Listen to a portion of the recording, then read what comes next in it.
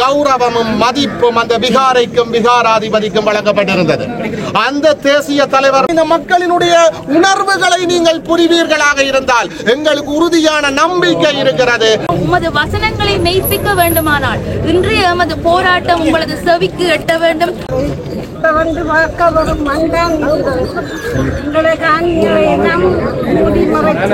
அந்த இடத்திலேயே ஜனாதிபதிக்கு முன்பாக தெரியப்படுத்தி இருந்தார்.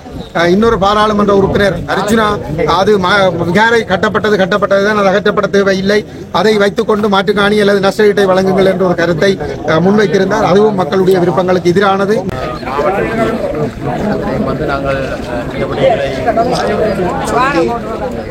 அதற்குரிய வகையில தடைகளை ஏற்படுத்தியும் இராணுவம் அந்த சட்டங்களை முற்றுமுழுதாக விதிமுறைகளை மீறி இந்த விகாரை கட்டி முடித்தார். அந்த வகையிலே இந்த விகாரை கட்டப்பட்ட பிற்பாடு இந்த உரிமையாளர்களுடைய திரும்பவும் அவர்களுடைய வேண்டுகோளுக்கு இணங்க நாங்கள் ஒவ்வொரு பௌர்ணமி ஆண்டும் இந்த போராட்டங்களை செய்து கொண்டு வருகிறோம். அதுக்கு பிரதான காரணம் ரெண்டு. ஒன்று, இந்த விகாரைக்கு வழிபாடுக்கு வருகின்ற அப்பாவி சிங்கள மக்கள், உண்மையிலே இந்த விகாரை ஒரு சட்டப்பூர்வமாக கட்டப்பட்ட ஒரு விகாரை என்று நம்பி வருகின்ற சிங்கள மக்களுக்கு இந்த விகாரை கட்டப்பட்டதாலே நடக்கின்ற அநியாயம், பாதிக்கப்பட்ட மக்கள் புத்தரண்ட பேரிலே நடந்திருக்கிற இந்த அநியாயத்தை விளங்க வைக்கிறதுக்குரிய வகையிலே இந்த போராட்டங்களை முன்னெடுக்க வேண்டும் என்ற ஒரு காரணமும், ரெண்டாவது எங்களுடைய மக்கள் அணிதிரண்டு இன்றைக்கு இந்த போராட்டத்தில் பலம் சேர்த்து கொடுத்த வகையிலே அணிதிரண்டு இந்த போராட்டங்களை நடத்தினார் என்றால் இந்த விகாரை தொடர்ந்தும் இங்கு வைத்திருக்கிறதிலே அர்த்தம் இல்லாமல் போகும். இன்றைக்கு நீங்கள் பார்த்துட்டீங்கன்னா இங்கே திரண்டிருக்கிற மக்கள் காரணமாக வழிபாடுக்கு வலிமையாக இராணுவம் இங்கே வரும். ஆனால் எவரும் வராமல் அவர்கள் இன்றைக்கு தவிர்த்திருக்கிறார்கள். ஆகவே இந்த யதார்த்தத்தை நாங்கள் உரிய இடங்களுக்கு விளங்கப்படுத்துறதுக்கு இப்படிப்பட்ட போராட்டங்கள் ஒரு பலமாக நடக்கின்ற பொழுதுதான் வெற்றி அடையும். அந்த வகையிலே இந்தியான் தினம் இந்த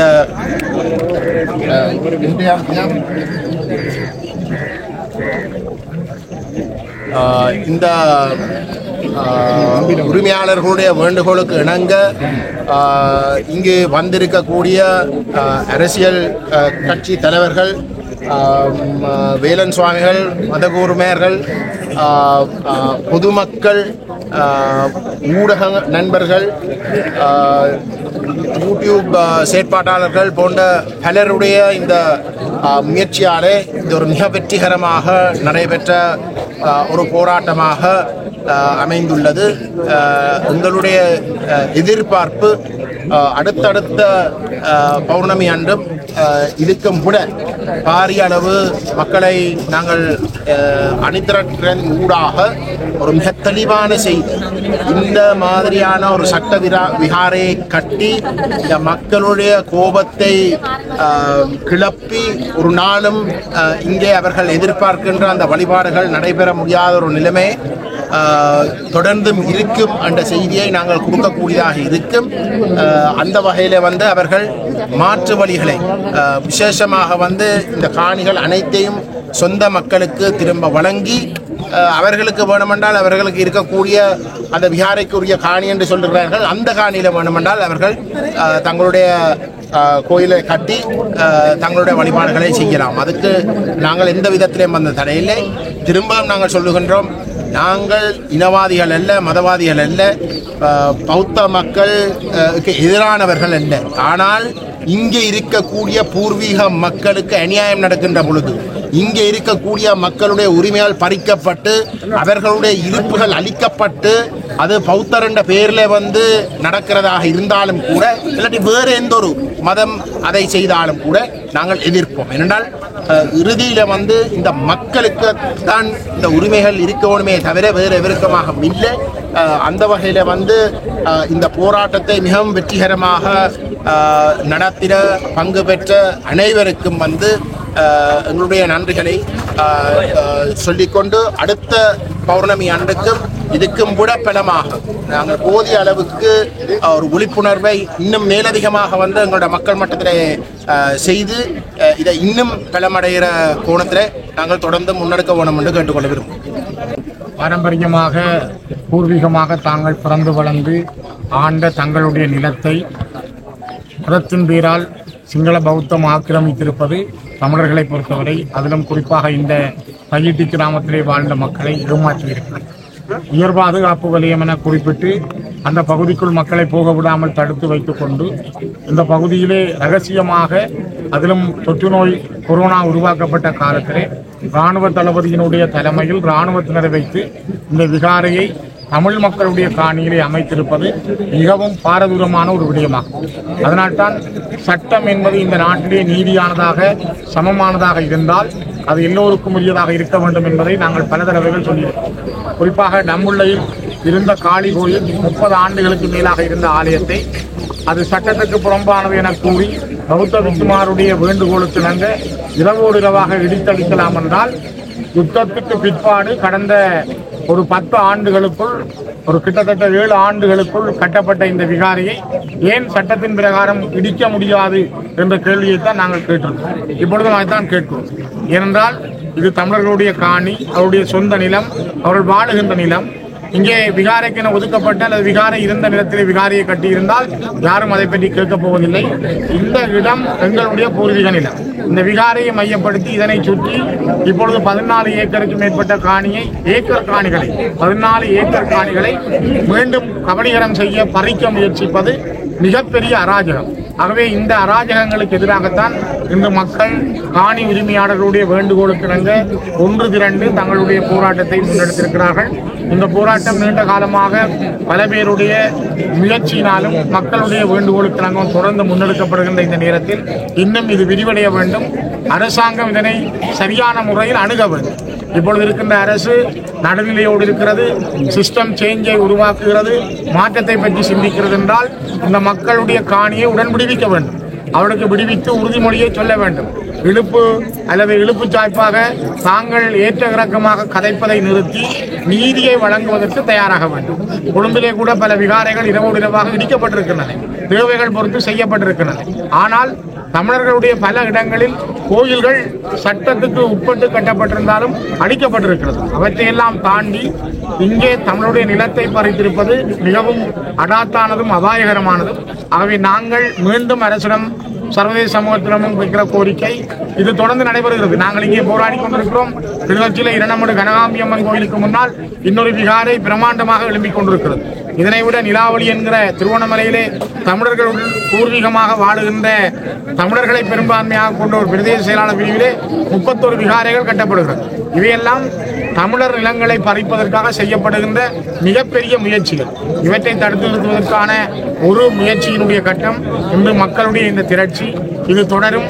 அரசாங்கம் இதற்கான நீதியை, நியாயமான முடிவை முன்வர வேண்டும். வழங்க தவறினால் அது இன்னும் ஒரு விளைவையும் அல்லது இந்த நாட்டிலே நீதியற்ற சிங்கள அரசினுடைய முகத்தை இன்னும் துலாம்பரமாக காட்டும். நாங்கள் நீதியான அரசாக இந்த அரசு இருக்கும் என்றால் நீதி வழங்க வேண்டும் என்பதை மீண்டும் வலியுறுத்துகிறோம். இன்றைய தினம் தையிட்டியிலே காணி உரிமையாளர்களுடைய அழைப்பின் பேரிலே இங்கே நடைபெற்றிருக்கின்ற பாரிய கவன ஈர்ப்பு போராட்டம் தமிழ் தேசிய பரப்பில் இருக்கக்கூடிய அரசியல் கட்சிகளுடைய தலைவர்கள், பாராளுமன்ற உறுப்பினர்கள், காணி உரிமையாளர்கள், சிவில் சமூக செயற்பாட்டாளர்கள், பொதுமக்கள், ஊடகவியலாளர்கள் என்று அனைவரும் இங்கே ஒன்று திரண்டு இந்த கவன ஈர்ப்பு போராட்டம் நடைபெற்றிருக்கிறது. விகாரைக்கென்று ஒரு குறிப்பிட்ட காணி இருக்கும் பொழுது அந்த காணியிலே விகாரையை கட்டாமல் அதற்கு பக்கத்திலே இருக்கக்கூடிய பொதுமக்களுடைய காணிகளை, உறுதி நிலங்களை வைத்திருக்கக்கூடிய காணிகளை ஆக்கிரமித்து விகாரை கட்ட வேண்டிய அவசியம் என்ன? ஏன் விகாரைக்குரிய நிலத்திலே விகாரை கட்டப்படவில்லை? இந்த ஒரு விடயமே எப்படி இந்த புத்தரை வைத்து, பௌத்தத்தை வைத்து தமிழர்களுடைய நிலங்களை ஸ்ரீலங்கா அரசும் அரச இயந்திரமாகிய ஸ்ரீலங்கா ராணுவமும் வெளிப்படுத்தி நிற்கிறது என்பதை இது எடுத்து காட்டுகிறது. முப்படைகளுடைய பிரதானி சவேந்திர சில்வா அடிக்கல் வைத்து கட்டப்பட்ட விகாரை. ஆன்மீகம் என்பது ராணுவத்தாலே ஆயுதமேந்தி போராடுகின்ற ஒரு ராணுவத்தாலே அடிக்கல் வைத்து கட்டப்பட்ட விகாரை என்பது ராணுவ ஆக்கிரமிப்பை அங்கே வெளிப்படையாக எடுத்து நிற்கிறது. ஆகவே இது பௌத்தம் என்றோ, இது சமயம் மதம் என்றோ, ஆன்மீகம் என்றோ யாரும் போலியாக நம்ப வேண்டாம். இந்த விகாரை கட்டும் போது எதிர்க்கவில்லை, இப்பொழுது ஏன் எதிர்க்கிறீர்கள் என்ற ஒரு போலியான கோஷம் கருத்துரை முன்னெடுக்கப்படுகிறது. ஏற்கனவே சொல்லப்பட்டது போல கொரோனா தொற்று காலத்திலே உயர் பாதுகாப்பு வலயத்திலே துப்பாக்கிகளாலே கையகப்படுத்தப்பட்டிருக்கக்கூடிய காணிகளிலே நாங்கள் யாருமே அனுமதிக்கப்படாத நிலையிலேதான் இந்த விகாரை கட்டப்பட்டிருக்கிறது. அதுபோலத்தான் குருந்தூர் மலை விகாரை கூட நீதிமன்ற உத்தரவுகளை எல்லாம் மீறி நீராவியடி பழைய செம்மலையிலே புத்தர் சிலையை இரவோடு இரவு நிறுவியது போல குருந்தூர் மலையிலே விகாரையை இரவோடு இரவாக ராணுவத்தினர் கட்டி முடித்தது போல இந்த தையிட்டு விகாரையும் கட்டி முடிக்கப்பட்டிருக்கிறது. ஆகவே அந்த அடிப்படையிலே இது ஒரு விகாரையே அல்ல, சட்டவிரோத கட்டிடம். ஆகவே அது அகற்றப்பட வேண்டும். அகற்றப்பட்டு அந்த காணிகள் காணி உரிமையாளர்களுக்கு கொடுக்கப்பட வேண்டும். அதுதான் அடிப்படை நீதி என்பதை எடுத்து சொல்லி ஸ்ரீலங்கா அரசினுடைய தொடர்ச்சியான இன அழிப்பு, கட்டமைக்கப்பட்ட இனப்படுகொலை இப்பொழுதும் நடைபெற்றுக் கொண்டிருக்கிறது. அதன் ஒரு அம்சமாகத்தான் இந்த ஆக்கிரமிப்பும் நடந்து கொண்டிருக்கிறது. அதனால்தான் தமிழர்களாகிய நாங்கள் எங்களுக்கான நிரந்தர அரசியல் தீர்வுக்காக போராடி கொண்டிருக்கின்றோம். சர்வதேச நீதியை எதிர்பார்த்திருக்கின்றோம். குருந்தூர் மலையிலே நியாயம் கேட்ட நீதிபதி சரவணராஜாவுக்கு என்ன நடந்தது? இன்று அவர் எங்கே? ஆக அப்படிப்பட்ட நல்ல நீதிபதிகள் இருந்திருக்கக்கூடிய நிலையிலே நீதிபதி இளஞ்செழியனுடைய பதவிக்காலம் முடிவுறுத்தப்பட்டிருக்கிறது. ஏன்? யாரெல்லாம் நீதியாக நடந்திருக்கக்கூடிய நீதிபதிகள் எல்லாம் அச்சுறுத்தப்படுகிறார்கள், உயிர் ஆபத்து அச்சுறுத்தல் விடுக்கப்படுகிறார்கள், நாட்டை விட்டு துரத்தப்படுகிறார்கள், பதவிகள் முடிவுறுத்தப்படுகின்றன. ஆக அந்த அடிப்படையிலே நீதி இல்லாத இந்த நாட்டிலே நீதிமன்றங்களை நாங்கள் எவ்வாறு நம்புவது? அதனால் தான் ஸ்ரீலங்கா அரசின் மீது ஈழத்தமிழர்களாகிய எங்களுக்கு எள்ளளவும் நம்பிக்கை இல்லை. நாங்கள் சர்வதேச நீதியை, சர்வதேச விசாரணையை வேண்டி நிற்கின்றோம். அந்த விதத்திலே ஈழத்தமிழர்களுக்கு நிரந்தர அரசியல் தீர்வு எட்டப்பட வேண்டும். எங்களுடைய தமிழ் தேசிய பரப்பிலே இருக்கின்ற கட்சிகள் எல்லாம் இப்பொழுது ஒற்றுமையாக செயல்பட ஆரம்பித்திருப்பது நாங்கள் ஒரு சாதாரண ஒரு தமிழனாக அதை வரவேற்கின்றோம். இந்த முயற்சி தொடர்ந்து கொள்கை அடிப்படையிலே முன்னெடுக்கப்பட்டு இன்று இங்கே பெரிய எழுச்சியிலே வந்திருப்பது போல மக்கள் தொடர்ந்து அனைத்து போராட்டங்களிலும் எழுச்சியாக பங்கு பெற்ற வேண்டும் என்று பொத்துவில் தொடக்கம் பொலிகண்டி வரை மக்கள் பேரெழுச்சி இயக்கத்தின் சார்பிலே நாங்கள் வேண்டி நிற்கின்றோம். எங்களுடைய பரிபூர்ண ஆதரவை இதற்கு கொடுத்து நிற்கின்றோம். தொடர்ந்து வரும் பௌர்ணமி தின போராட்டங்களிலும் நாங்களும் பங்களிக்க இருக்கின்றோம். இன்றைய இந்த ஆரம்பத்தோடு எங்களுடைய மக்கள் தொடர்ச்சியாக தையிட்டிலே நடைபெறுகின்ற போராட்டங்களிலே எங்களுடைய காணிகள் எங்களுக்கு வழங்கப்படும் வரை பங்கெடுக்க வேண்டும் என்று அன்புரிமையோடு கேட்டு நிற்கின்றோம். நன்றி. போராட்டம் வெற்றி பெற்றிருக்கின்ற நிலையிலே சிங்கள பௌத்த மக்களுக்கு நாங்கள் ஒரு தெளிவான செய்தியை சொல்ல விரும்புகின்றோம். அன்புக்குரிய சிங்கள பௌத்த மக்களே, நாங்கள் உங்களுக்கு எதிரானவர்கள் கிடையாது, பௌத்த மதத்திற்கு எதிரானவர்கள் கிடையாது. நாங்கள் சிங்கள மக்களை எங்களுடைய சகோதரர்களாக பார்க்கின்றோம். பௌத்த மதத்தை அதியுச்ச அகிம்சையை போதிக்கின்ற மதமாக பார்க்கின்றோம். உங்களுக்கு நாங்கள் ஒரு விடயத்தை ஞாபகப்படுத்த விரும்புகின்றோம். எங்களுடைய விடுதலை போராட்டம் உச்சம் பெற்றிருந்த காலத்திலே கிளிநொச்சியிலே அந்த நேரத்தில் ஒரு விகாரை அமைய பெற்றிருந்தது. அந்த விகாரையிலே ஒரு விகாராதிபதி தனித்திருந்தார். அந்த விகாராதிபதிக்கு எங்களுடைய தேசிய தலைவர் மேதகு வேலுப்பிள்ளை பிரபாகரன் அவர்களினுடைய விசேட பணிப்பின் பேரில் உணவுப் பொருட்களும் போதிய பாதுகாப்பும் வழங்கப்பட்டு உரிய கௌரவமும் மதிப்பும் அந்த விகாரைக்கும் விகாராதிபதிக்கும் வழங்கப்பட்டிருந்தது.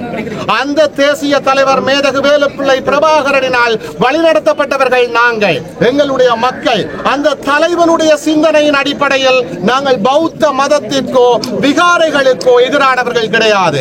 நாங்கள் இந்த தையிட்டி சட்டவிரோத கட்டடத்தை எதிர்க்கின்றோம். ஏனென்றால் இது விகாரையே கிடையாது. மாண்புமிகு மரியாதைக்குரிய புத்த பகவானுடைய போதனைகளுக்கு எதிரானது. புத்த பகவான் அகிம்சையை போதித்தார். ஆனால் இங்கே ராணுவம் ஆசிரமம், ஒரு விகாராதிபதியம் புத்த பெருமானுடைய போதனைகளை மீறி அகிம்சையை குழி தோண்டி புதைத்து எமது மக்களினுடைய காணிகளை சுவீகரித்திருக்கிறார்கள். அன்புக்குரிய சிங்கள பௌத்த மக்களே, இந்த உண்மையை நீங்கள் உணர்வீர்களாக இருந்தால், இங்கு வந்திருக்கின்ற இந்த மக்களினுடைய உணர்வுகளை நீங்கள் புரிவீர்களாக இருந்தால், எங்களுக்கு உறுதியான நம்பிக்கை இருக்கிறது. நீங்களும் எங்களோடு சேர்ந்து போராடுவீர்கள், நீங்களும் எங்களுக்காக குரல் கொடுப்பீர்கள், நீங்களும் எமது மண்ணுக்காக எம்மோடு சேர்ந்து குரல் கொடுப்பீர்கள் என்ற நம்பிக்கை எங்களுக்கு இருக்கிறது. இந்த உண்மையை நீங்கள் உணர வேண்டும். எதிர்காலத்திலே நீங்களும் எங்களோடு கைகோர்க்க வேண்டும் என்று கோரி நிற்கின்றோம். அதே நேரத்தில் வடமாகாண ஆளுநர் போன்றவர்களுக்கு ஒரு செய்தியை சொல்ல விரும்புகின்றோம். வடமாகாண ஆளுநர் அவர்களே, நீங்கள் தயவு செய்து வாங்குகின்ற சம்பளத்துக்கு மேலால் சேவகம் செய்யாதீர்கள். உங்களுக்கு வேண்டுமென்றால் எதிர்காலத்திலே ஆளுநர் பதவி தேவைப்படலாம். அதற்காக எமது மக்கள் சொல்லாத விடயங்களை, அப்பட்டமான பொய்களை சொல்லாதீர்கள். கடந்த மாவட்ட அபிவிருத்தி குழு கூட்டத்திலே ஜனாதிபதியும் இருக்க முந்திரி கொட்டை போல முந்திக் கொண்டு மாற்று காணிகள் வழங்குவதற்கு மக்கள் உடன்பட்டதாக சொல்லுகிறீர்கள். யார் உங்களுக்கு உடன்பட்டது? இங்கே முழு மக்களும் இங்கே திரண்டிருக்கிறார்களே. மாற்று காணி என்ற பேச்சுக்கு இடமில்லை. மாற்று காணிகளை நாங்கள் எந்த ஒரு சந்தர்ப்பத்திலுமே ஏற்க போவது கிடையாது. ஏனென்றால் இது எங்களுடைய காணி, உணர்வு பூர்வமான காணி. நான் ஆளுநர் அவர்களை பார்த்து கேட்கின்றேன், உதாரணத்துக்கு உங்களுடைய ஒரு உறவினர், உங்களுடைய மனைவியோ அல்லது உங்களுடைய பிள்ளையோ காணாமல் போயிருந்தால், உங்களுடைய காணாமலாக்கப்பட்ட ஒரு உறவுக்கு மாற்று மனைவியை தருகின்றோம், மாற்று பிள்ளையை தருகின்றோம் என்று சொன்னால் ஏற்பீர்களா? அதே போல உணர்வு பூர்வமானது என்னுடைய காணி, என்னுடைய அப்பன், ஆத்தா, பாட்டி, முப்பாட்டன் வாழ்ந்த காணி. ஆகவே தயவு செய்து வினயமாக கேட்கின்றோம், மாற்று காணி என்று எங்களுடைய உணர்வுகளோடு விளையாடாதீர்கள். இது இனத்தினுடைய கோரிக்கை, பாதிக்கப்பட்ட மக்களினுடைய கோரிக்கை. மீண்டும் சொல்லுகின்றோம், நாங்கள் பௌத்தத்துக்கு எதிரானவர்கள் அல்ல, புத்த பெருமானுக்கு எதிரானவர்கள் அல்ல. உண்மையில் பௌத்தத்தின் அடிப்படையில் அண்ணன் தியாக தீபம் காட்டிய அகிம்சையின் வழியில் போராடி கொண்டிருக்கின்றோம். இலக்கு ஒன்றே, இனத்தின் விடுதலை. இந்த சட்டவிரோத கட்டுமானம் அகற்றப்படுகின்ற வரை நாங்கள் போராடுவோம். அனைவருக்கும் வணக்கம். இன்றைக்கு இந்த போராட்டத்துக்கு எந்த ஒரு கட்சி சார்புமின்றி மக்கள் அனைவருடைய வேண்டுகோளுக்கு நாங்களும் இதில் இணைந்து கொண்டிருக்கிறோம். ஐக்கிய தேசிய கட்சியில் நான் யாழ் மற்றும் கிளிநொச்சி மாவட்ட தலைமை அமைப்பாளர் தேவி.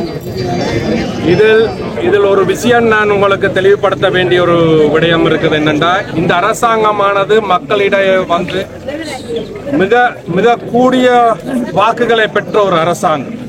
இவர்கள் முன்வைத்தது வந்து மக்களின் காணிகளை விடுவிப்போம், அரசியல் கைதிகளை விடுவிப்போம் என்றது தான் இவர்களுடைய மெயினான கோரிக்கையாக இருந்தது. எங்களுடைய மக்களுக்கு, தமிழ் பேசும் மக்களுக்கும் என்றுமே இருந்த ஒரு வேண்டுகோள் வந்து எங்களுடைய உரிமைகள் எங்களுக்கு பெற்றுக் கொடுக்கணும் என்றதும், எங்களோட பிள்ளைகளை எங்களுக்கு விடுவிச்சு கொடுக்கணும் என்றது, எங்களுடைய காணிகளை எங்களுக்கு விடுவிச்சு கொடுக்கணும். அதனால தான் இந்த அரசாங்கத்துக்கு வந்து மக்கள் கூடிய வாக்குகளை அளித்தார்கள். ஆனால் இன்றைக்கு இந்த அரசாங்கமானது சொல்லுது அரசியல் கைதிகளே இல்லைன்னு சொல்றார். ஓகே, அது ஒரு பக்கம் இருக்கு. ஆனால் அரசாங்கம் வந்து ஒரு அரசாங்கமானது வந்து அவர்களின் முக்கிய தேவைகளுக்காக மக்களிடம் காணிகளை பெற்றுக்கொள்ள முடியும். ஆனால் அது எப்படி பெற்றுக்கொள்ள முடியும் என்றால், ஒரு டிஃபென்ஸ், ஒரு வாட்டர் சப்ளை, இல்ல ஒரு எலக்ட்ரிக், இல்ல ஏதோ ஒரு முக்கியமான ஒரு அலுவலுக்கு பெற்று அது லீகல் ஆத்தரைஸோட தான் நீங்க செய்ய முடியும். இப்படியான உங்களுடைய என்னன்னு சொல்றது, கோவில் கட்டுறதுக்கோ இல்ல பன்சலை கட்டுறதுக்கோ எதுக்குமே நீங்க மக்களுடைய காணிகளை பெறுறது அது இல்லீகல் ஆக்டிவிட்டி.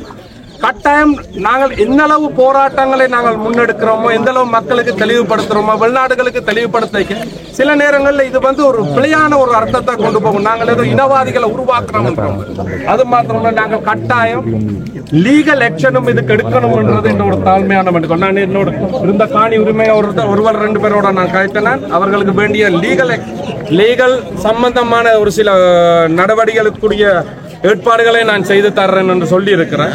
அதே நேரம் இனிவரும் காலங்களில் நாங்களும் வந்து பிக்குவோட நேரடியாக கதைச்சு ஒரு சொல்யூஷனுக்கு வந்து இதை விடுவிச்சு கொடுக்கணும்ன்றது தான் நாங்கள் ஜனாதிபதியிடம் கேட்டுக்கொள்கிறோம். தயவு செய்து இந்த ஜனாதிபதி மக்களுக்கு வாக்களித்தது மக்களுடைய காணிகளை விடுவித்து தருவன் என்ற மாதிரி. அதே நேரம் உங்களுக்கு தெரியும், இருந்த இந்த பெரியல்ஸ் எல்லாம் கிளியர் பண்ணினார். மீண்டும் அந்த பெரியல்ஸ் எல்லாம் வர துவங்கிட்டு மீண்டும் அவருடைய விளையாட்டுகளை துவங்குகிறார். நீ அடுத்த அரசியல் ஒவ்வொரு ஸோ இவர்களோட அரசியலை நான் இதுல கதைக்க விரும்பல. தயவு செய்து மக்கள் இவ்வளவு காலம் கஷ்டப்பட்டாச்சு, ஏதோ நம்பி நீங்களும் இயக்கம் என்ற ஒரு பிம்பத்தை கொண்டு பிழையான ஒரு திசை காட்டி திசையை கொண்டு தண்ணீங்க. தயவு செய்து மக்களுடைய காணிகளை விடுவித்துக்கொள்ளும். அனைவருக்கும் வணக்கம்.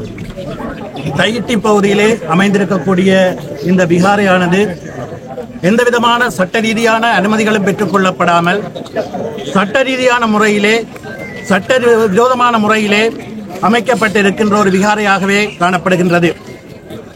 மக்களின் காணி மக்களுக்கே சொந்தம் என்ற ஈழமக்கள் ஜனநாயக கட்சியினுடைய சிந்தனையின் அடிப்படையிலும் கட்சியின் செயலாளர் நாயகம் தோழர் டக்ளஸ் தேவானந்தாவின் சிந்தனையின் அடிப்படையிலும் வடக்கு கிழக்கிலே இருக்கின்ற எங்களுடைய மக்கள் பூர்வீகமாக வாழ்ந்த காணிகள் தொல்லியல் திணைக்களம், வனலாகா திணைக்களம், வன ஜீவராசிகள் திணைக்களம் போன்றவற்றினால் கையகப்படுத்தப்பட்டிருக்கின்ற நிலையில் அவை அனைத்தும் விடுவிக்கப்பட வேண்டும் என்பதுதான் எங்களுடைய நிலைப்பாடாகவும் கடந்த காலங்களிலே அவற்றை விடுவிப்பதற்கான வேலை திட்டங்கள் முயற்சிகளிலும் ஈடுபட்டிருக்கின்ற ஒரு கட்சி என்ற அடிப்படையிலும் இந்த தையிட்டி விகாரை எங்களுடைய மக்கள் பூர்வீகமாக வாழ்ந்த காணியிலே அமைக்கப்பட்டிருக்கின்றது என்ற நிலையில் அந்த காணியை இழந்தவர்கள், காணி உரிமையாளர்கள் எங்களுடைய செயலாளர் நாயகம் தோழர் டக்ளஸ் தேவானந்தாவை சந்தித்து அந்த காணியை மீட்பதற்கான முயற்சிகளை மேற்கொள்ளுமாறு கேட்டுக்கொண்டதற்கிணங்க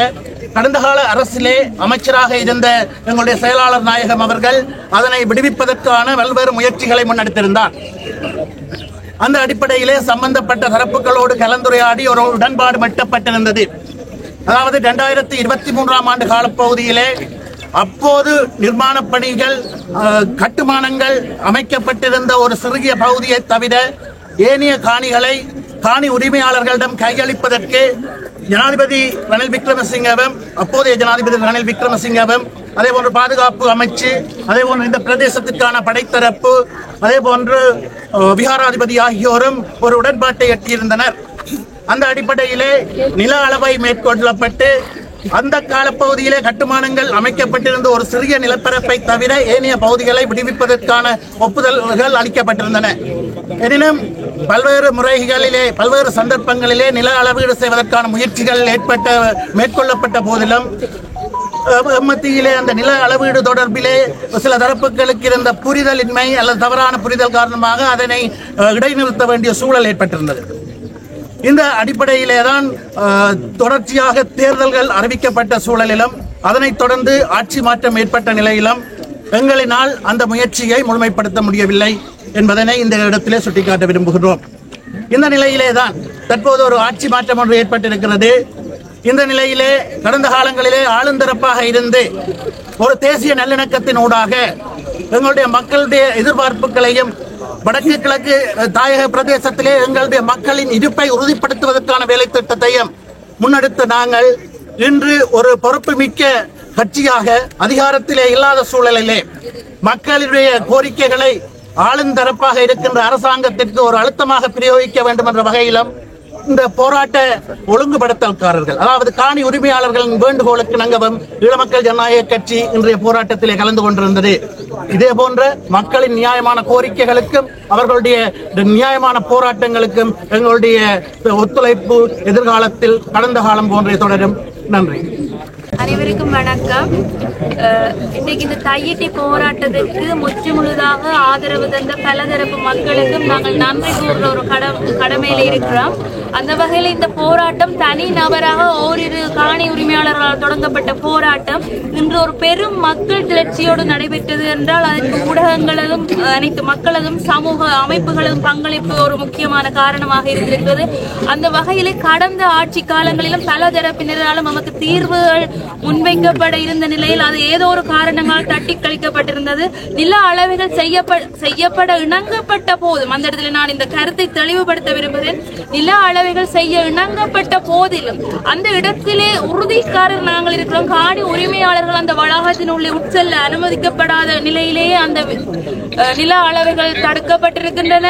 அது அந்த இடத்திலே எங்களிடம் இருக்கிற உறுதிக்கு ராணுவம் அந்த நிலப்பரப்புகளை அடையாளம் காட்டி அளப்பது என்பது நம்மால் ஏற்றுக்கொள்ளப்பட முடியாது. அந்த இடத்திலே சுவீகரிப்புக்காக அளக்கிறார்கள் என்ற சந்தேகங்கள் நம்மிடத்தில் எழுந்தது உண்மை. இந்த ஆட்சியிலே இவர்கள் தமது தேர்தல் விஞ்ஞாபனத்திலே குறிப்பிட்டிருந்த சட்டவிரோத இனப்பெரம்பல், திட்டமிட்ட இனப்பெரம்பலை தடுப்போம் மற்றும் எந்த ஒரு ஜாதி இன மத பேதங்களை கடந்த ஒரு ஆட்சியை அமைப்போம் என்ற அவர்களது தேர்தல் வசனங்களை நம்பி நாம் இந்த கோரிக்கையை முன்வைக்கிறோம். உமது வசனங்களை மெய்ப்பிக்க வேண்டுமானால் இன்றைய எமது போராட்டம் உங்களது செவிக்கு எட்ட வேண்டும். ஆளுங்கட்சியிலே 3 பாராளுமன்ற உறுப்பினர்கள் யாழ் மாவட்டத்திலே தெரிவு செய்யப்பட்டிருக்கிறார்கள். அவர்கள் இந்த போராட்டத்துக்கு எம்மோடு இணையவில்லை ஆயினும் எமது கோரிக்கைகளுக்கு செவிமடுத்து தேவையான இடத்திற்கு அந்த கோரிக்கைகளை கொண்டு செல்ல வேண்டும். மற்றும் அவர்கள் தமது தேர்தல் பரப்புரை கூட்டங்களில் நமக்கு நல்ல உறுதிமொழிகளை தந்திருந்தார்கள். இது உங்களது காணி மீட்கப்பட வேண்டும், அதற்கு தாம் ஆவண செய்வோம். ஆனால் தம்மால் அந்த இடத்தில் அந்த கோரிக்கைகளை நிறைவேற்றப்பட முடியாத இடத்தில் நாங்களும் மக்களோடு வீதியில் இறங்கி எமது உரிமைகளுக்காக போராடுவோம் என்று கூறியவர்கள் இன்று வாய்மூடி மௌனிகளாக வெறும் பேஸ்புக்கிலும் சமூக வலைத்தளங்களிலுமே கருத்துக்கள் தெரிவித்த வண்ணம் உள்ளனர். ஆகவே எமது கோரிக்கைகளை சரிசாய்க்க வேண்டும். இந்த மண் நமது பூர்வீக மண், பல வலிகளையும் ரத்தங்களையும் வியர்வைகளையும் தாங்கிய மண். எங்களது பல உயிர்கள் இங்கே விதைக்கப்பட்டிருக்கின்ற பல வரலாறுகளை கொண்ட மண். எமக்கு இது ஒரு உணர்வு பூர்வமான நிலம். எமது நிலத்துக்கு மாற்று நிலம் வேண்டாம், எங்களது நிலம் தான் எங்களுக்கு வேணும். மற்றும் எமது கோரிக்கைகளை அரசாங்கம் உடனடியாக செவிமடுத்ததற்கான தீர்வினை வழங்க வேண்டும். அல்லாதபடி இது என்னும் அடுத்த கட்டங்களுக்கு நாம் நகர்வோம் என்று கூறி இந்த இடத்திலே எங்களுக்கு ஒத்துழைப்பு தந்த அனைவருக்கும் நான் பெருநன்றியை கூறிக்கொள்கிறேன்.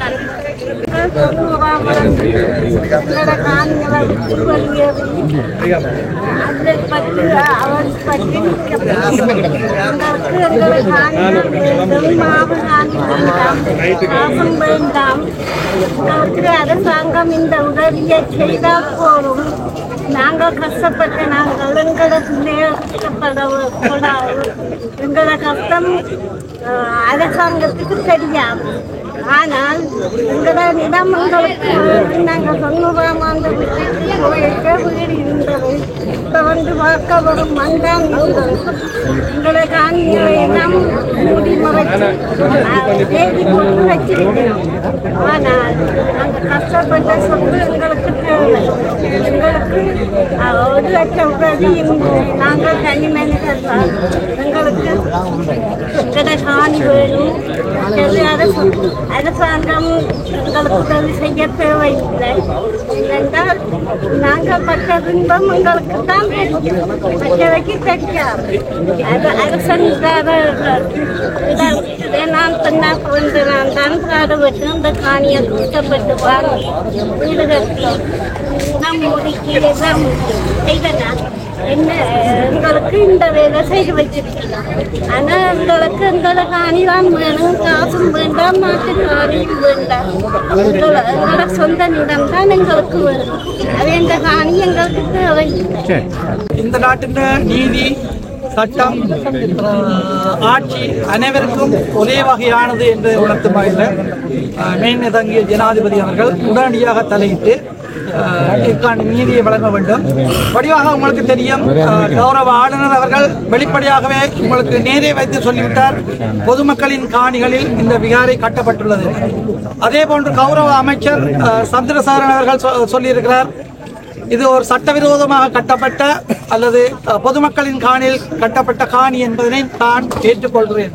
இதற்கு மேல் ஜனாதிபதி அவர்களுக்கு வேறு சாட்சிகள் தேவையில்லை என நான் நினைக்கிறேன். இப்போ எடுக்க வேண்டியிருப்பது நடவடிக்கைகள் மட்டுமே. எனவே தயவு செய்து எங்களுக்கு நீதியின் மேலும், காவல்துறையின் மேலும், சட்டத்தின் மேலும், ஆட்சியின் மேலும் நம்பிக்கை வரும் வகையிலான நடவடிக்கைகளை உடனடியாக அனுரா அரசாங்கம் எடுக்க வேண்டும்.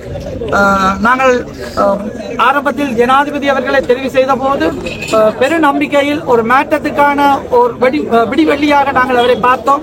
அதன் காரணமாகவே நாங்கள் அவர்களுக்கான வாக்குகளை அளித்தோம்.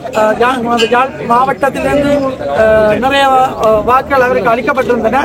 அதே போன்று நமக்கு வாக்குறுதி அளிக்கப்பட்டது, பாராளுமன்ற தேர்தலில் எங்களை வெற்றி பெற செய்யுங்கள், நாங்கள் உங்களுக்கான கையெழுத்து காணியை ரிபன் வெட்டி திறந்து வைக்க மாட்டோம், நாங்கள் எங்கே நிற்போம் என்று நாங்கள் காட்டிக்கொள்ள மாட்டோம், உங்களுக்கான அந்த விகாரை திறக்கப்படும் என வேட்பாளர்கள் எங்களுக்கு நேரடியாக போட்டியிட்ட வேட்பாளர்கள் எங்களிடம் உறுதிமொழி தந்தார்கள்.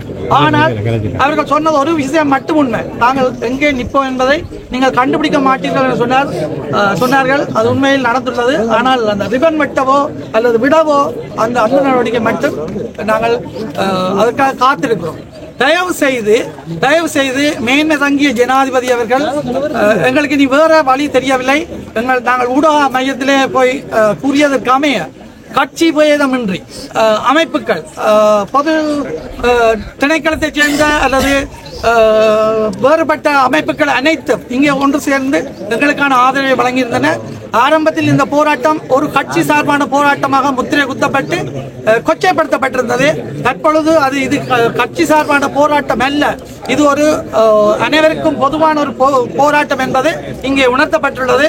கட்சிகள் மாத்திரமன்றி வேறுபட்ட அமைப்புகள், யாழ் பல்கலைக்கழக மாணவர்கள் கூட இங்கே வந்திருந்தார்கள். அவர்களது ஒத்துழைப்பு எங்களுக்கு மேலதிகமாக தேவைப்படுகின்றது. தயவு செய்து யாழ் பல்கலைக்கழக மாணவர்கள், நீங்கள் எங்களுடன் தோளாக நில்லுங்கள். நீங்கள் கொடுக்கும் அந்த ஆதரவு எங்களை மிகப்பெரிய பலசாலிகளாக மாற்றும். தயவு செய்து யாழ்ப்பாண பல்கலைக்கழக மாணவர்கள் எங்கள் பக்கம் உங்கள் பார்வையை திருப்புங்கள். இந்த போராட்டம் தொடரக்கூடாது. அடுத்த பௌர்ணமிக்கு இங்கே ஒரு போராட்டம் நடக்கக்கூடாது என ஜனாதிபதி அவர்கள் தீர்மானித்தால் இன்னும் ஒரு கிழமைக்குள் அவர், நான் நினைக்கிறேன், வெளிநாட்டு விஜயம் ஒன்றை மேற்கொண்டுள்ளார். அவர் வந்தவுடன் இதற்கு அவசரமாக, இது ஒரு அவசரமான பிரச்சனை, இங்கே மத நல்லிணக்கம் மீறப்படுமாயின் அது நாடு முழுக்களுக்கும் அது எதிரொலிக்கும். தயவு செய்து இந்த மத நல்லிணக்கத்தை மீறுபவர்கள் இங்கே பௌத்த விகாரியை கட்டியவர்களும் அவர்களுக்கு காவல் நிற்பவர்களும் என்பதனை தயவு செய்து உணர்ந்து கொள்ளுங்கள். பௌத்த மக்களே, நாங்கள் உங்களுக்கு எதிரானவர்கள் அல்ல. எங்கள் காணியை நாங்கள் கோரி நிற்கிறோமே ஒழிய பௌத்த சமயத்தையோ அல்லது சிங்கள மக்களையோ நாங்கள் எதிர்க்கவில்லை. அதை உணர்ந்து கொள்ளுங்கள். தயவு செய்து உணர்ந்து கொள்ளுங்கள். எனக்கு நிறைய சிங்கள நண்பர்கள் இருக்கிறார்கள். எனக்கு சிங்கள ஆசான் ஒரு ஆள் இருக்கிறார். அவர் எனக்கு நிறைய புத்திமதிகள் சொன்னார். உங்களுக்கான காணியை மீட்பதற்கு நான் அனுராவுடன் நேரடியாக கூட்டி செல்வேன். தயவு செய்து நீங்கள் என்னோட வாருங்கள் என்று சொன்னார். ஆனால் நாங்கள் சொன்னோம், இல்லை, நாங்கள் எமது எதிர்காலத்தில் பாராளுமன்ற உறுப்பினர்களாக வரப்போறவர்களிடம் நாங்கள் ஏற்கனவே கலைத்து விட்டோம். அவர்கள் எங்களுக்கான இந்த காணியை மீட்டு தருவார்கள் என்று சொன்னோம். ஆனால் 3 பாராளுமன்ற உறுப்பினர்கள் இங்கே எங்களுக்காக தெரிவு செய்யப்பட்டிருக்கிறார்கள். 3 பேரும் இதுவரை எங்களை வந்து சந்திக்கவும் இல்லை. வெள்ள முதல் எலெக்ஷன் கேட்க வந்து எங்களை சந்தித்தார்கள். அதன் போதுதான் எங்களுக்கு வாக்குறுதி அளித்தார்கள். ஆனால் இன்று வரை அதன் பின் எங்களை அவர்கள் சந்திக்கவும் இல்லை. இது தொடர்பாக கலைக்கவும் இல்லை. எங்களுடன் கலைக்காவிட்டால் பரவாயில்லை, உங்கள் ஜனாதிபதியிடம் கலைத்து இதற்கான தீர்வை மிக விரைவில் பெற்றுத் தாருங்கள். நன்றி. இன்றைய தினம் பௌர்ணமி தினத்தை முன்னிட்டு ஒரு மாபெரும் போராட்டம், இந்த தையீட்டிலே சட்டவிரோதமாக ஆக்கிரமிக்கப்பட்ட இந்த காணிகளை விடுவித்து அதை உரிமையாளர்களிடம் கையளிக்க வேண்டும் என வலியுறுத்தியும், இங்கே அமைக்கப்பட்டிருக்கிற சட்டவிரோதமாக அமைக்கப்பட்டிருக்கிற இந்த விகாரை கட்டுமானத்தை உடனடியாக அகற்ற வேண்டும் என வலியுறுத்தி இந்த போராட்டம் இன்று நடைபெற்றிருக்கின்றது. 2023ஆம் ஆண்டு மே மாதம் 3ஆம் தேதி ஆரம்பிக்கப்பட்ட போராட்டம் ஒவ்வொரு பௌர்ணமி தினங்களிலும், பௌர்ணமிக்கு முதல் நாளில் ஆரம்பித்து பௌர்ணமி தினங்கள் மாலை வரையும் தொடர்ந்து முன்னெடுக்கப்பட்டு வந்திருக்கின்றது. இந்த போராட்டத்தினுடைய நோக்கம் என்பது பௌத்தத்துக்கு எதிரானது அல்ல, சிங்கள மக்களுக்கு எதிரானது அல்ல. மாறாக சிங்கள மக்களுக்கும் தமிழ் மக்களுக்கும் இடையிலே ஒரு நம்பிக்கை இனத்தை வளர்க்கிற, இன விரிசலை ஏற்படுத்துகிற, இன குரோதத்தை ஏற்படுத்துகிற வகையிலே ஸ்ரீலங்கா இன அழிப்பு இராணுவத்தினரால் எங்களுடைய மக்களின் காணிகளை சட்டவிரோதமாக ஆக்கிரமித்து சட்ட அனுமதிகள் எதுவும் இல்லாமல் சட்டவிரோதமாக கட்டப்பட்ட இந்த விகாரை கட்டுமானத்தை அகற்ற வேண்டும் என்பதற்காகவே இந்த போராட்டம் நடைபெறுகின்றது. அந்த அகற்ற வேண்டும் என்கின்ற முயற்சி என்பது மக்களாக சென்று அதை இடிக்க வேண்டும் என்பது அல்ல. அது தவறாக இந்த போராட்டக்காரர்களுக்கு எதிராக இராணுவத்தோடு சேர்ந்து செயல்படுகின்ற தரப்புகளால் அவ்வாறான ஒரு பொய் பிரச்சாரம் மேற்கொள்ளப்படுகின்றது. மாறாக அரசு இந்த சட்டவிரோத கட்டுமானத்தை அகற்ற வேண்டும், இந்த மக்களுடைய காணிகள், ஊதி காணிகளை அந்த மக்களிடம் கையளிக்க வேண்டும் என்பதுதான் இந்த போராட்டக்காரர்களுடைய கோரிக்கையாக இருக்கிறது. இதிலே ஒரு பிரச்சாரம் ஒன்று கடந்த காலத்திலே செய்யப்பட்டது, இந்த விகாரை கட்டி முடியும் வரை எங்கே சென்றீர்கள் என்று சொல்லி. இந்த விகாரை கட்டப்பட தொடங்கிய 1-2 நாட்களுக்குள்ளாகவே தெல்லிப்பளையிலே நடைபெற்ற பிரதேச ஒருங்கிணைப்பு கூட்டத்திலே நான் அந்த விடயத்தை கிளப்பி, இந்த சட்டவிரோத விகாரை அமைக்கப்படுகிறது, உறுதி காணிகளிலே அதை அமைக்கப்படுகிறது, ஆகவே அது நிறுத்தப்பட வேண்டும் என்ற கோரிக்கையை முன்வைத்த பொழுது பிரதேச செயலாளர் அது தனியார் காணியிலே தான் அந்த அதிகாரம் போடப்படுகிறது என்பதை ஒப்புக்கொண்ட நிலையிலே அங்கிருந்த சிவில் அமைப்புகளும் ஏனைய அரசியல் தரப்புகளும் எல்லோரும் கருத்துரிமித்து அந்த சட்டவிரோத கட்டுப்பாடு நிறுத்த வேண்டும் என்ற முடிவு எடுக்கப்பட்டிருக்கிறது. அதற்கு பிற்பாடு அந்த விடயத்தை நாங்கள் மாவட்ட செயலகத்துக்கு ஒருங்கிணைப்பு குழு கூட்டத்துக்கு பாரப்படுத்த வேண்டும் என்று கேட்ட அடிப்படையிலே யாழ்ப்பாண மாவட்ட ஒருங்கிணைப்பு குழு கூட்டத்துக்கு அது பாரப்படுத்தப்பட்டு அந்த விடயம் விவாதத்துக்கு எடுக்கப்பட்டது. அதை எங்களுடைய தலைவர் கஜேந்திரகுமார் பொன்னம்பலம் அவர்கள் அந்த மாவட்ட ஒருங்கிணைப்பு குழு கூட்டத்திலே அந்த சட்டவிரோத விகாரை தொடர்பாகவும் இந்த தமிழ் மக்களுடைய உறுதிக்காணிகள் சட்டவிரோதமாக கையகப்படுத்தப்பட்டிருப்பது தொடர்பாகவும் பிரஸ்தாபித்து அங்கிருந்த ஏனைய தமிழ் பாராளுமன்ற உறுப்பினர்கள் அனைவரும் அதனை ஏற்றுக்கொண்டு இந்த சட்டவிரோத கட்டுமானம் நிறுத்தப்பட வேண்டும் என்ற தீர்மானம் மாவட்ட ஒருங்கிணைப்பு குழுவிலேயும் எடுக்கப்பட்டிருந்தது. அங்கே ராணுவ தளபதிகள் கலந்து கொண்டிருந்தார்கள். இந்த யாழ்ப்பாண மாவட்டத்துக்குரியவர்கள், விமானப்படை மற்றும் கடற்படையை சார்ந்தவர்களும் அங்கிருந்தார்கள். அதே போல பிரதேச உள்ளூராட்சி மன்றத்தினுடைய உயர் அதிகாரிகளும் அங்கே இருந்தார்கள். அனைத்து தரப்பினரும் ஏற்றுக்கொண்ட அடிப்படையிலே வந்து அங்கே அந்த தீர்மானம் எடுக்கப்பட்டிருந்தது. ஆனாலும் அதற்கு பிற்பாடு இந்த கொரோனா நெருக்கடிகள் இருந்த சூழலும் இது உயர் பாதுகாப்பு பிரதேசமாக இருந்ததை வாய்ப்பாக பயன்படுத்தியும் இரகசியமான முறையிலே அந்த கட்டுமானம் நடைபெற்று முடிந்திருக்கிறது. அது எல்லாம் முடிந்த பிற்பாடு அதை ஒரு விகாரியாக திறப்புலா செய்ய போகிறோம் என்ற ஒரு தகவல் செய்ய போகிறார்கள் என்ற ஒரு தகவல் காணி உரிமையாளர்களுக்கு தெரிந்த நிலைமையிலே தான் காணி உரிமையாளர்களுடைய வேண்டுகோளுக்கு அமைய நாங்கள் இந்த இடத்தில் அந்த போராட்டத்தை ஆரம்பிக்கின்ற நிலைமை ஏற்பட்டது. 20 மாதங்களுக்கு மேலாக அந்த போராட்டத்தை நடத்தி இருக்கிறோம். இந்த சந்தர்ப்பத்திலே கடந்த ஜனவரி 31ஆம் தேதி ஜனாதிபதி அவர்கள் யாழ்ப்பாண மாவட்ட ஒருங்கிணைப்பு குழு கூட்டத்திற்கு வந்த பொழுது அந்த இடத்திலே எங்களுடைய தலைவர் கஜேந்திரகுமார் பொன்னம்பலம் அவர்கள் அந்த விடயத்தை பேசு பொருளாக்கி அந்த இது சட்டவிரோதமாக ஆக்கிரமிக்கப்பட்டிருக்கிற உறுதிக்காணிகள் ஆக்கிரமிக்கப்பட்டு இந்த விகாரை கட்டப்பட்டிருக்கிறது என்பதனையும் இது கட்டப்படுவதற்கு ஆரம்பிக்கப்பட்ட நேரத்திலேயே இது நிறுத்தப்பட வேண்டும் என்று பிரதேச ஒருங்கிணைப்பு குழு கூட்டத்திலும் இந்த மாவட்ட ஒருங்கிணைப்பு குழு கூட்டத்திலும் தீர்மானங்கள் எடுக்கப்பட்டது. அதை மீறி சட்டவிரோதமாக இந்த கட்டுமானம் கட்டி முடிக்கப்பட்டிருக்கிறது. இந்த கட்டுமானம் அகற்றப்பட்டு காணிகள் உரிமையாளர்களிடம் வழங்கப்பட வேண்டும். அது அனுரா அரசு இந்த இனவாதத்தை கட்டுப்படுத்தி இன நல்லிணக்கத்தை ஏற்படுத்த போவதாக சொல்வது உண்மையாக இருந்தால் அதனுடைய ஒரு ஆரம்ப கட்ட நடவடிக்கையாக இந்த செயல்பாட்டை நீங்கள் முன்னெடுக்க வேண்டும் என்று அனுரகுமார ஜனாதிபதி அவர்களிடம் முகத்துக்கு நேராகவே இந்த கோரிக்கை முன்வைக்கப்பட்டிருந்தது. துரதிருஷ்டவசமாக மாவட்ட வடமாகாண ஆளுநர் ஒரு அப்பட்டமான பொய்யை ஜனாதிபதிக்கு முன்னாலே சொல்லியிருந்தார். என்னவென்று சொல்லி சொன்னால் மாற்றுக்காணிகளுக்கு மக்கள் சம்மதித்து விட்டார்கள். அந்த விடயத்தை உடனடியாகவே பாராளுமன்ற உறுப்பினர் கஜேந்திரகுமார் பொன்னம்பலம் அவர்கள் மறுத்து மக்கள் அவ்வாறான ஒரு இணக்கப்பாட்டுக்கு செல்லவில்லை என்பதனை அந்த இடத்திலேயே ஜனாதிபதிக்கு முன்பாக தெரியப்படுத்தியிருந்தார். இன்னொரு பாராளுமன்ற உறுப்பினர் அர்ஜுனா அது விகாரை கட்டப்பட்டதுதான், அது அகற்றப்பட தேவையில்லை, அதை வைத்துக் கொண்டு மாற்றுக்காணி அல்லது நஷ்டஈட்டை வழங்குங்கள் என்ற ஒரு கருத்தை முன்வைத்திருந்தார். அதுவும் மக்களுடைய விருப்பங்களுக்கு எதிரானது. இந்த ராணுவ ஆக்கிரமிப்பு படைகள் சட்டவிரோதமாக மேற்கொண்ட நடவடிக்கைகளை நியாயப்படுத்துகின்ற ஒரு செயல்பாடு